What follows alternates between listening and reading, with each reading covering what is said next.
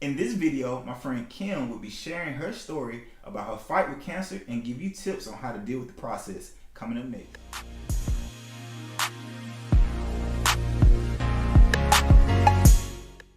What's up, YouTube? I'm Trey, and this is the Common Advisor, where we go over tips on products, lifestyle, and business. And today we have Miss Kimberly. Hello. And she'll be talking about her fight against cancer and give tips on how to deal with the process. So first of all, Miss Kimberly, introduce yourself to Well, I am Kimberly. Yeah. This is Kim, man. We've been friends since forever, since we were It's kids. like we were knee-high to a grasshopper. Knee high to a grasshopper. Yeah. It gets smaller, bro. That long ago. Anyway, she is a cancer survivor, and she has some great tips for everybody that's out there that's dealing with the process or they just found out about the process. So first, let's begin. What kind of cancer did you have? I'm gonna say I still have Okay. uterine cancer, because we haven't done my final scan to see if everything is clear yet. So I'm just gonna still use the present tense and say that I have uterine cancer. And how did you find out?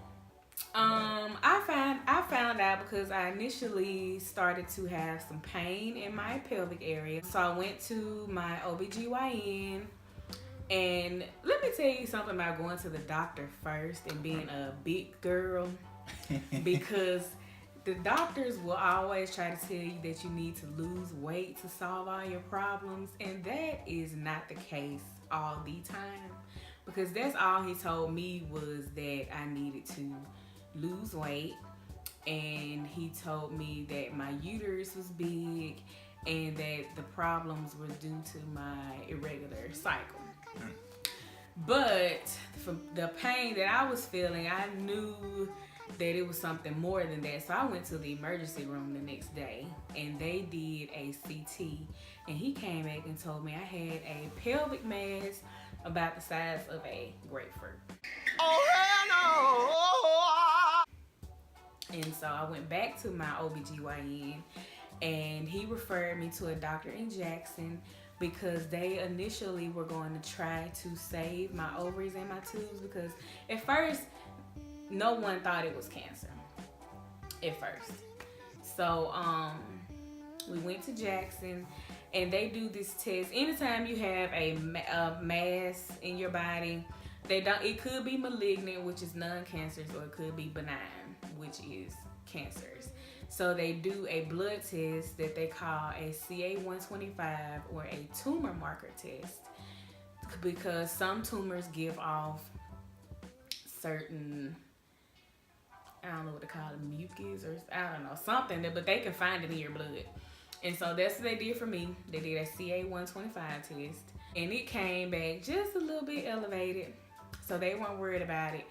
But when I had to have surgery to remove the mass, that's when they found that the mass was actually way bigger than a grapefruit. It extended into my stomach and my abdomen area, and that the tumor was, the sac was full of small tumors.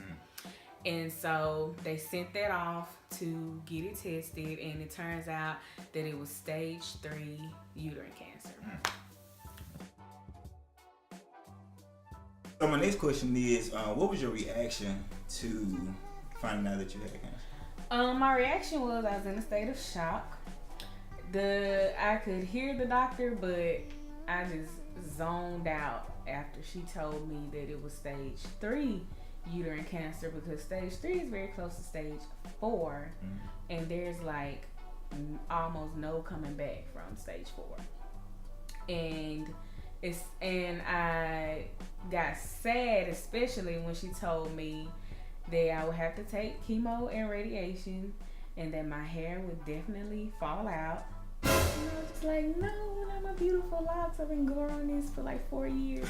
but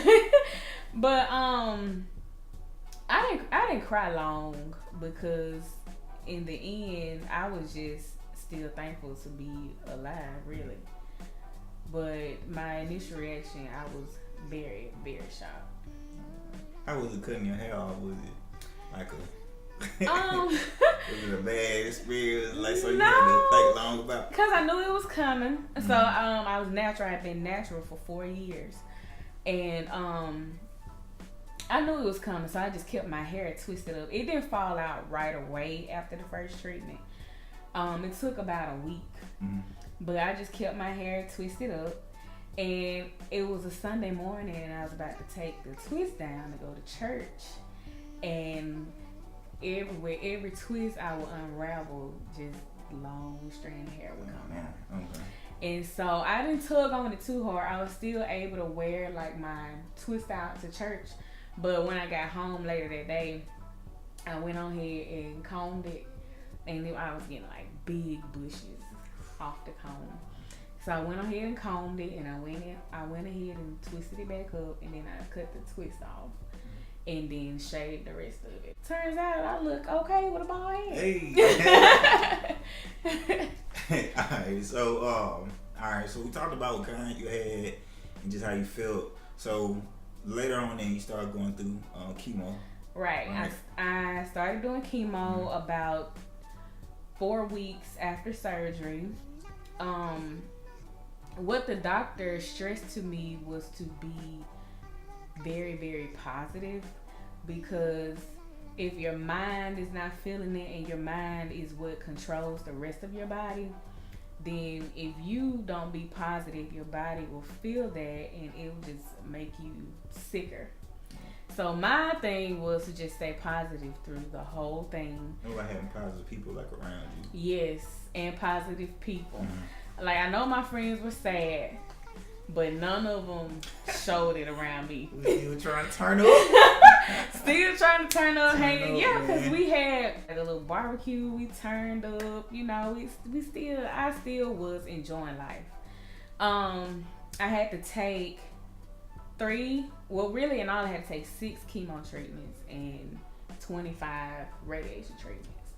And my chemo treatments were 3 weeks apart, so it was basically like 1 a month almost. But they tell you a lot of bad stuff that happens with chemo, like the nausea, and you feel like you have the flu. Some days you won't feel like getting up. Some days you won't feel like eating. Well, that's not the case for everybody, because I did have the nausea. I did not feel like I had the flu. My appetite was gorilla mode. I still ate. I ate up everything. But the only thing that it did affect was it made my legs ache. But that only would stick around for about 2 days after chemo, and by like the 4th day after chemo, I'll be back at it, doing whatever I want to do. Basically, I went back to work. During radiation, that was 5 weeks, every day of the week. But the amount I was getting, I wasn't going to be radioactive, because sometimes with radiation, you have to stay from around people, young children and women who are of childbearing Because age. they sick? Get them sick or something? Yeah, the radiation will like mess up their eggs. Oh, okay. And so, but I wasn't gonna be radioactive, so I was able to work full So you walk around here time. like a superhero? Yeah, yeah, basically. But I was able to work full time, and I started back working with chemo. I just would have to take off a week after to get myself back together and get my white count up too, because when you take chemo, it kills your good cells and the bad cells. So you have to protect yourself from everybody. And then I work at a hospital, so I definitely had to be careful. I was still able to work. I just wore a mask for about a week or 2 after chemo, and that's it, really. Okay. So, what would you say you would like at this point in your journey? Like, where are you now? Like, what? I am officially done with treatments. I've actually been done with treatments for about 2 months. I've had all 6 chemo treatments, all 25 radiation treatments. We're waiting to do my scan. They want to make sure that all the chemo radiation is gone. so they won't get like a false reading Right. on my scan. So, and that is coming up in December. So we're hoping for a cancer-free, clear, ring the bell, you know, all that. My last question is about the people that's watching. So, somebody that's going through right now, they just found out they have cancer, or Yeah. you know, they're going through the process. What's some advice that you would, you know, give them or to their family members? I would tell them, like the doctors told me, to stay positive. It's not the end. Cancer is not a death sentence like it used to be. Maybe 15, 20 years ago, we found out you had cancer. You could just know it was pretty much it for you. But they've come such a long way, even with chemo treatments, because chemo used to really make some people so sick and doing really bad. But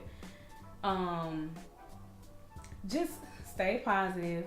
Make sure you're around positive people, and just try to live your life being grateful for every day, being grateful for everything you're able to do. I was so grateful I was able to work still.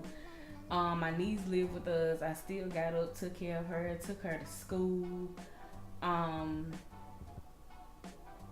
Just don't think of it as your life being over.